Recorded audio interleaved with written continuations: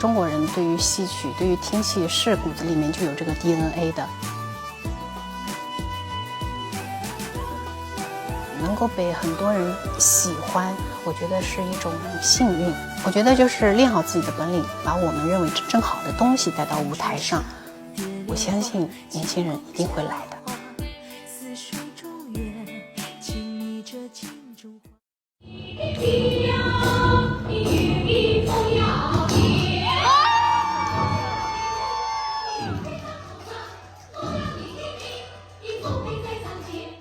这个是一个和大家互动啊，一个比较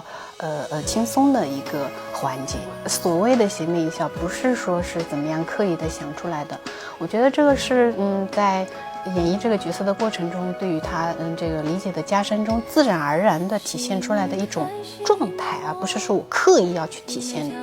其实这个转圈圈也是一个非常偶然的行为。我们在这个彩排的返场中，我们就是打打闹闹的玩了一下，然后就把这个圈圈转到了观众面前，然后大家刚好也很喜欢，这是一个自然的状态。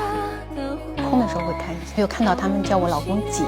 倒是不会害羞。那老公的话，我理解为他们对于我在舞台上饰演的这个角色的男性角色的一个称呼。那姐的话，就是他们对我生活中这个女性性别的这个称呼，所以称呼为老公姐，我觉得还挺可爱的。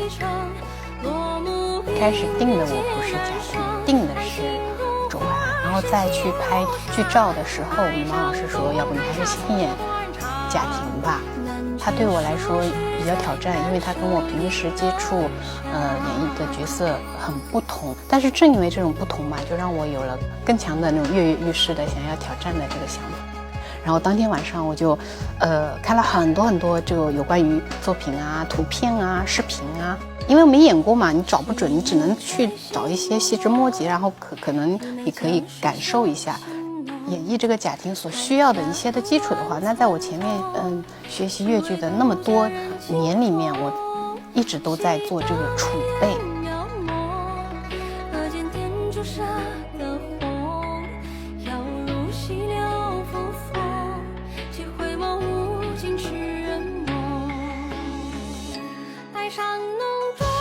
倒也不是只是说你练的时候很辛苦，那很多人都很辛苦，只不过这条路偶尔有时候还是比较孤单的。你在练之前，你所有需要的一切的基础的时候，那是需要你一个人非常投入剧中，保持着10分万分的热爱。虽然苦，但是我有很多的快乐。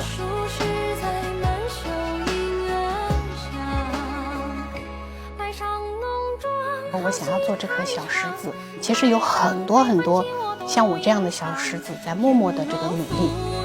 我希望大家看到我的同时，也能看到更多的这个小石子。每一代的演员在传承前辈艺术家们的这个路上，有着自己的这种创新和摸索。我们可能在守正的同时，也必须要去创造出很多的气口，让大家走进我们。